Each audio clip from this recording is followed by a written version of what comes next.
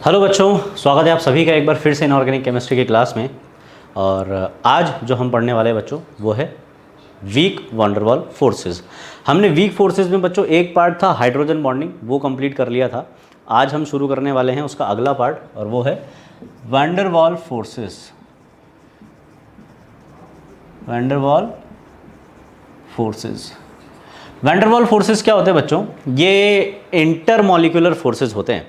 Basically इनको define किया गया था नोबल गैसेस के लिए, क्योंकि नोबल गैसेस में ऐसा माना जाता था पहले कि इनके एटम्स के बीच में कोई बॉन्ड नहीं होता है। लेकिन बच्चों ऐसा कभी भी नहीं हो सकता कि किसी भी एटम या मॉलिक्यूल के बीच में कोई फोर्स ऑफ इंटरेक्शन हो ही ना। अगर वो कोई गैस है तो उसके बीच में कोई फोर्स ऑफ इंटरेक्शन कुछ ना कुछ ज़रूर होगा। तो नोबल गैसेस के भी बीच में कोई ना कोई फोर्स ऑफ अट्रैक्शन ज़रूर होता है। जैसे कि जो जूल थॉमसन इफेक्ट है, उससे हमें पहली बार पता चला कि नोबल गैसेस के बीच में भी कोई ना कोई फोर्स ऑफ अट्रैक्शन ज़रूर होता है। हम नोबल गैस को सॉलिडिफाई कर सकते हैं, और सॉलिडिफाई कर सकते हैं इसका क्या मतलब हुआ? इसका मतलब उसमें कोई ना कोई फोर्स ऑफ अट्रैक्शन प्रेजेंट है। तो जूल थॉमसन इफेक्ट से अपने को ये पता चला। और इनको हम लिक्विफाई भी कर सकते हैं, इनको हम वाटर में सॉल्युबल भी बना सकते हैं। अगर सॉल्युबिलिटी की हम बात करें नोबल गैसेस की, तो वाटर में सॉल्युबिलिटी डाउन द ग्रुप बढ़ती जाती है नोबल गैस की। तो उसे एक्सप्लेन करने के लिए भी हमने जो फिनोमेना निकाला बच्चों वो था वैन डर वाल फोर्सेस। तो मेनली नोबल गैसेस के लिए इसको डिफाइन किया गया, लेकिन बाद में और भी मॉलिक्यूल्स में स्टडी की गई तो उनमें भी वैन डर वाल फोर्सेस को डिफाइन किया गया।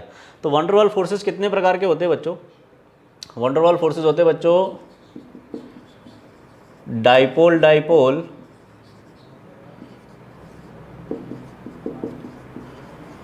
Dipole, induced dipole,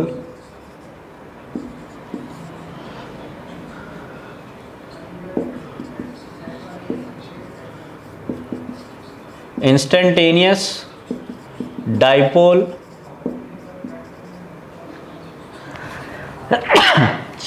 instantaneous dipole, induced dipole, ये होते हैं अपने वैन डर वाल फोर्सेस। और इसके अलावा दो टाइप और होते हैं। एक होता है बच्चों आयन डाइपोल, है ना, ये वैन डर वाल फोर्स की कैटेगरी में नहीं आता है, हाँ, लेकिन इसको भी हम पढ़ेंगे। और एक होता है बच्चों आयन इंड्यूस्ड डाइपोल। बच्चों डाइपोल डाइपोल को कीजम फोर्सेस भी बोला जाता है। इसका एक नाम कीजम फोर्सेस होता है, ठीक है। इसका एक और नाम होता है, पहले इनको इन्हीं नामों से जाना जाता था, डिबाय फोर्सेस। और इनको instantaneous dipole, induced dipole forces को बोला जाता था लंदन डिस्पर्जन फोर्सेस। शॉर्ट में इनको हम LDF लिखते हैं, लंदन डिस्पर्जन फोर्सेस, ठीक है। तो क्या होते हैं हम एक एक करके समझते हैं। देखो, सबसे पहले हम बात करते हैं बच्चों डाइपोल डाइपोल इंटरेक्शन की, यानी कि कीजम फोर्सेस की। अब डाइपोल डाइपोल जैसा कि नाम से पता चल रहा है, जो दो डाइपोल्स के बीच में हो। मतलब जैसे कि हमने देखा था HCl और HCl के बीच में हाइड्रोजन बॉन्डिंग नहीं होती है, तो उसके बीच में कोई ना कोई फोर्स ऑफ इंटरेक्शन तो होता ही होगा, तो वो होता है बच्चों डाइपोल डाइपोल।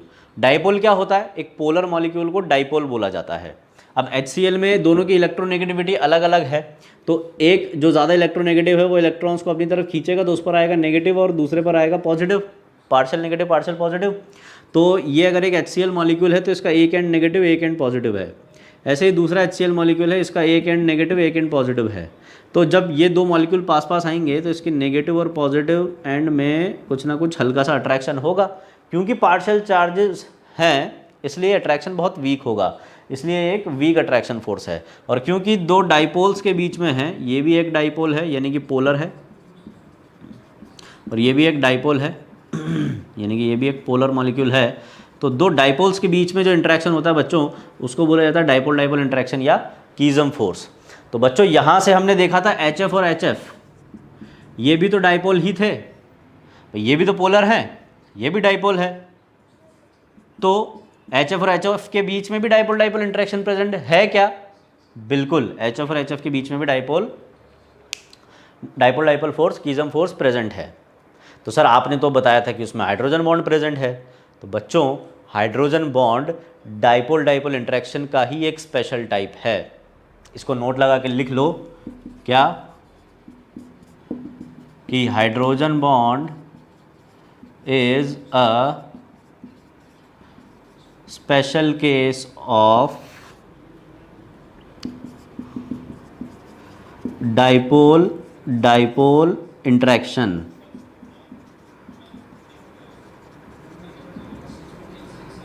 और इसके अलावा आयन डाइपोल इंटरेक्शन का भी एग्जाम्पल है वो। हाइड्रोजन बॉन्ड जो है वो डाइपोल डाइपोल और आयन डाइपोल इंटरेक्शन का एग्जाम्पल है बच्चों, ठीक है।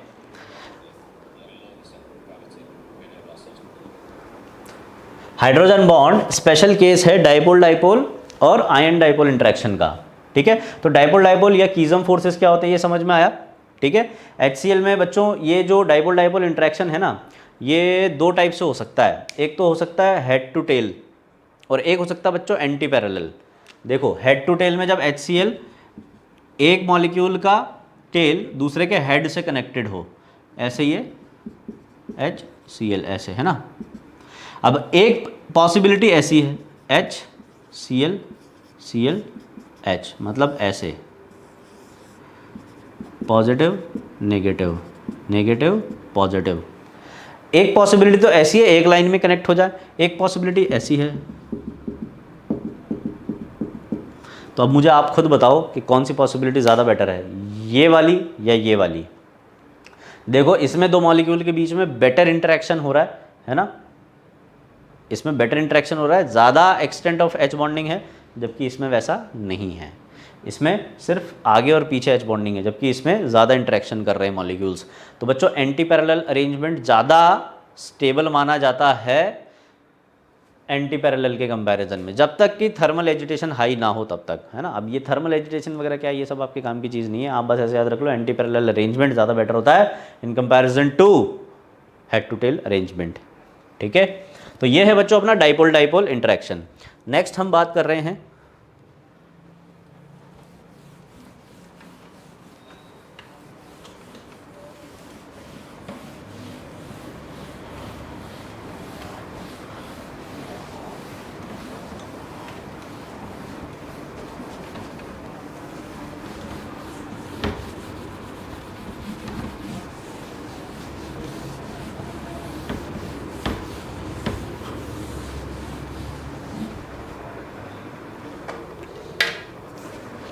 नेक्स्ट बच्चों हम बात कर रहे हैं डाइपोल इंड्यूस्ड डाइपोल।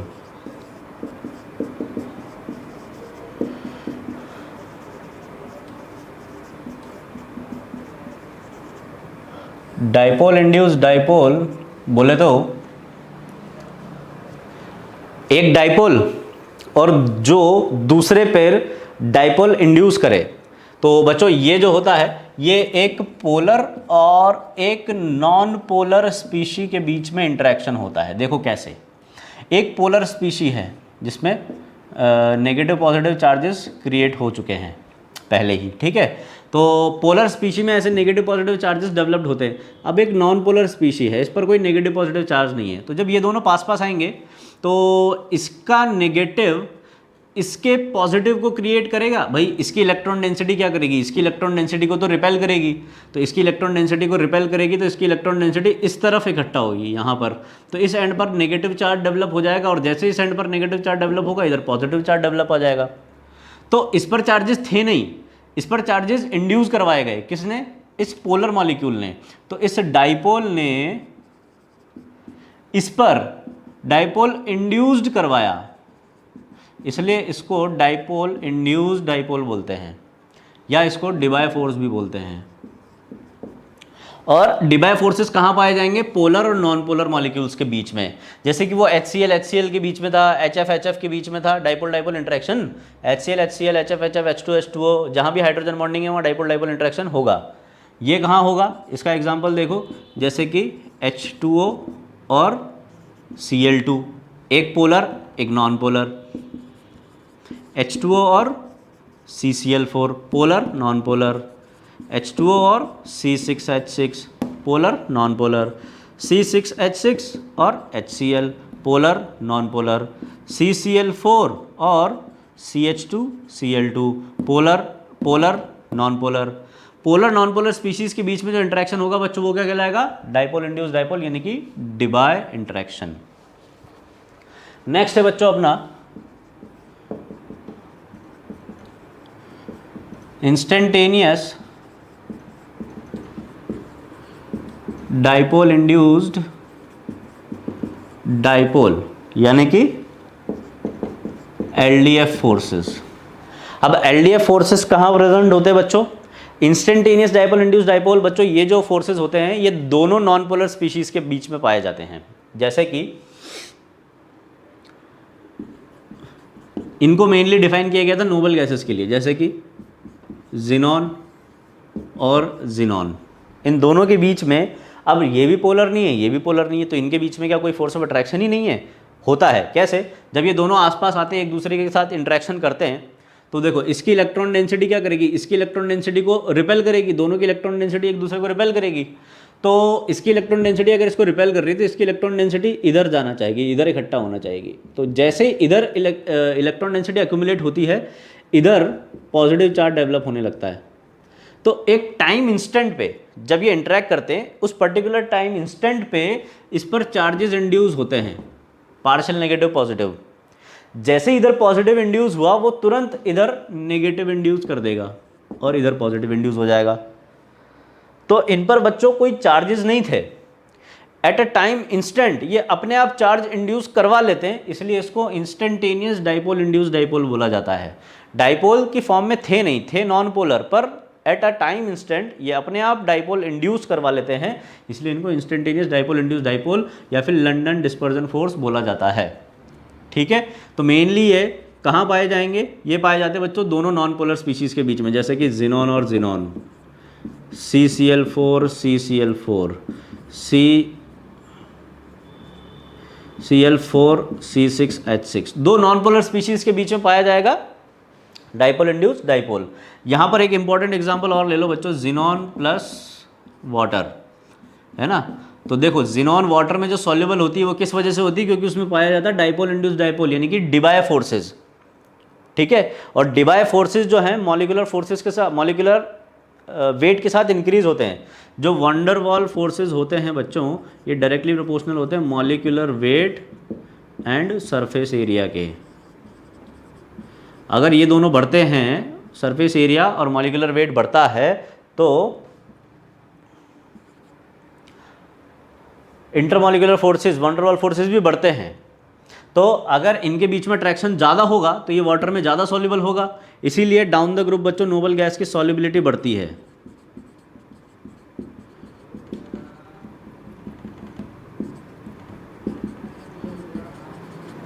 यहां से यहां जाएंगे तो क्या होगा? एटॉमिक वेट बढ़ेगा इनका,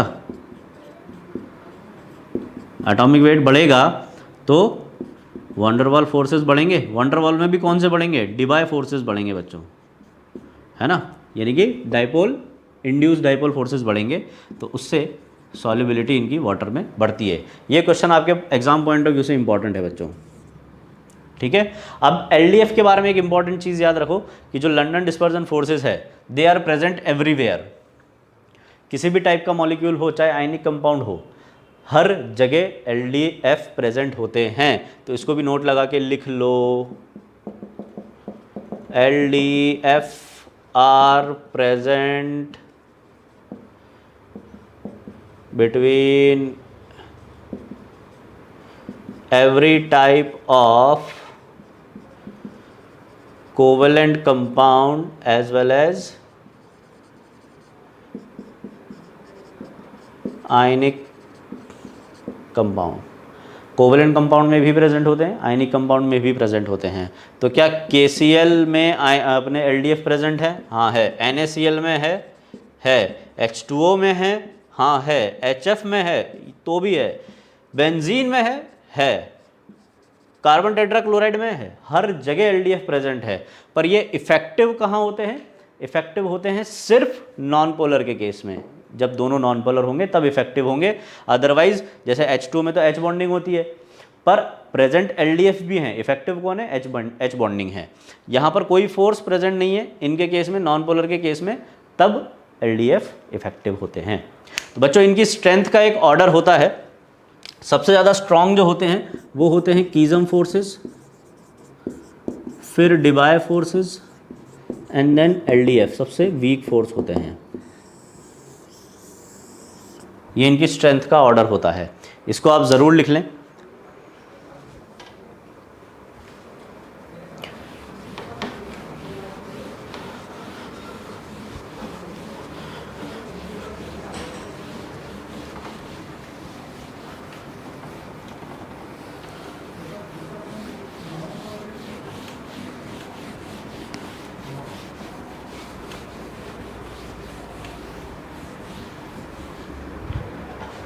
अब देखिए बच्चों, लास्ट दो टाइप के फोर्सेस और बचे हैं। एक है अपना आयन डाइपोल और एक है ion induced dipole. Ion dipole बोले तो बच्चों एक आयन और एक डाइपोल के बीच में, एक तो F नेगेटिव अपना आयन हो गया और HF अपना क्या है? एक पोलर स्पीशीज यानी कि डाइपोल है। तो अगर हम बात करें यहाँ पर प्रेजेंट इंटरेक्शन बॉन्ड की, इंटरेक्शन फोर्स की, तो वो कौन सा है?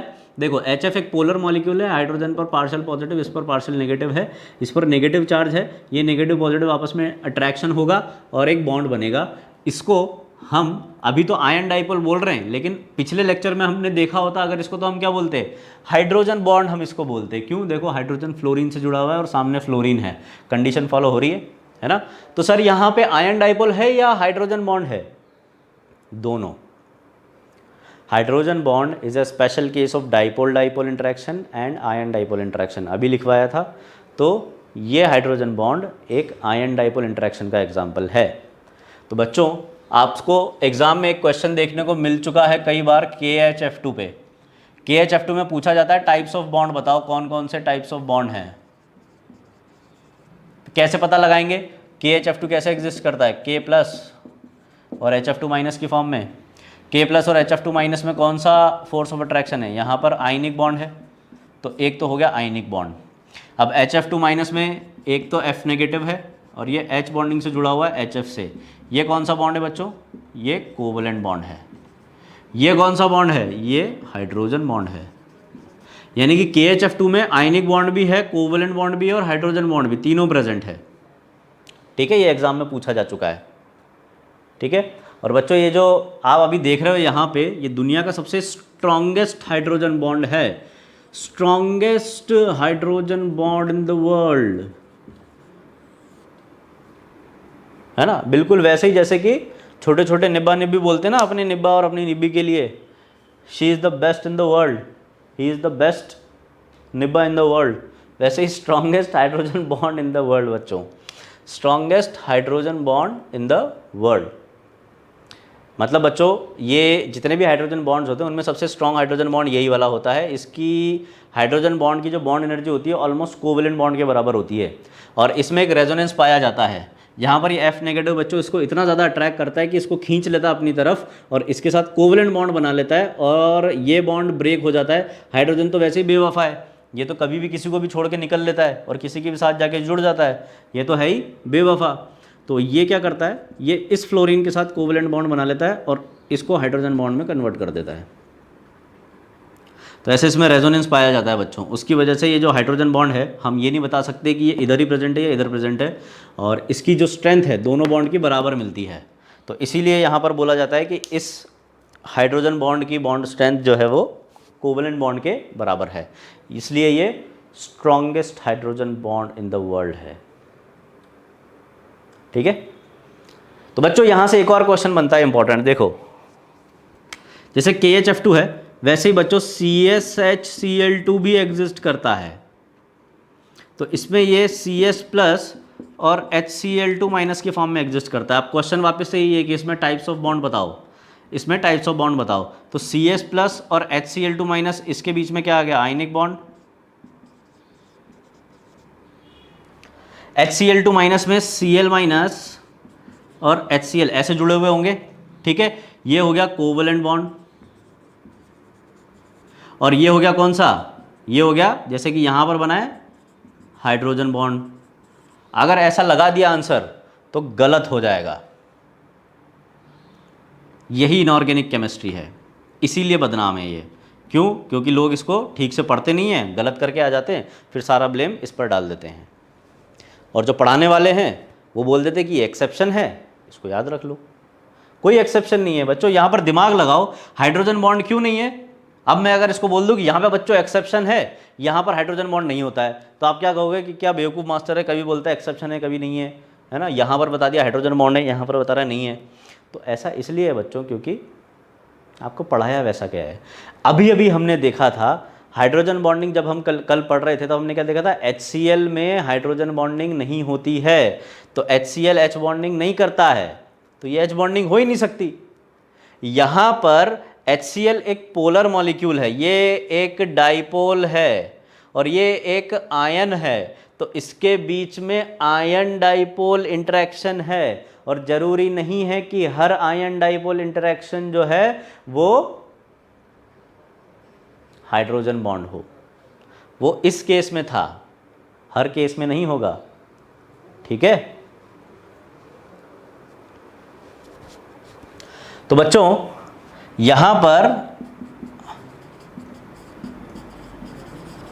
आयन डाइपोल इंटरेक्शन है, तो यहां पूछा था तो आंसर क्या गया था, ionic bond, hydrogen bond, covalent bond. यहां पूछेंगे तो क्या आंसर जाएगा, आयनिक बॉन्ड, आयन डाइपोल और कोवलेंट बॉन्ड, ठीक है।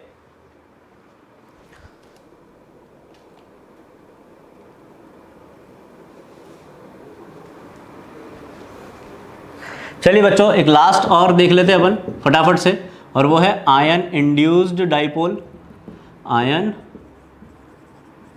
Induced dipole interaction. अब बच्चों आयन इंड्यूस्ड डाइपोल इंटरेक्शन में क्या है, आयन इंड्यूस्ड डाइपोल इंटरेक्शन में एक आयन होगा जो कि डाइपोल इंड्यूस करेगा। किस पे इंड्यूस करेगा देखते हैं। जैसे कि एक I नेगेटिव है, ये I2 से इंटरेक्शन करेगा, तो ये तो हो गया आयन और ये हो गया एक नॉन पोलर स्पीशी। तो एक आयन और एक नॉन पोलर स्पीशी के बीच में कौन सा इंटरेक्शन प्रेजेंट होगा बच्चों, आयन डाइपोल। ये आयन अब इस पर डाइपोल इंड्यूस करेगा, I माइनस इस I2 पर, ये I2 है तो इसका नेगेटिव इस मॉलिक्यूल के ऊपर इस तरफ पॉजिटिव चार्ज क्रिएट करेगा, इस तरफ नेगेटिव चार्ज क्रिएट करेगा, उसी से तो इनके बीच में इंटरेक्शन डेवलप होगा पहले। तो यहाँ पर पहले जब I माइनस अप्रोच करेगा I2 पे, तो इनके बीच में स्टार्टिंग में कौन सा फोर्स ऑफ अट्रैक्शन देखने को मिलेगा, वो होगा ion dipole force of attraction, sorry ion induced dipole force of attraction. तो आयन इंड्यूस्ड डाइपोल कहाँ कहाँ होगा बच्चों, एक आयन और एक नॉन पोलर मॉलिक्यूल के बीच में, ठीक है। जैसे कि Cl माइनस और Cl2, इनके बीच में कौन सा फोर्स ऑफ अट्रैक्शन है, ion dipole force of attraction, ठीक है। तो ion dipole force of attraction, sorry ion induced dipole होगा बच्चों। तो आयन डाइपोल और आयन इंड्यूस्ड डाइपोल,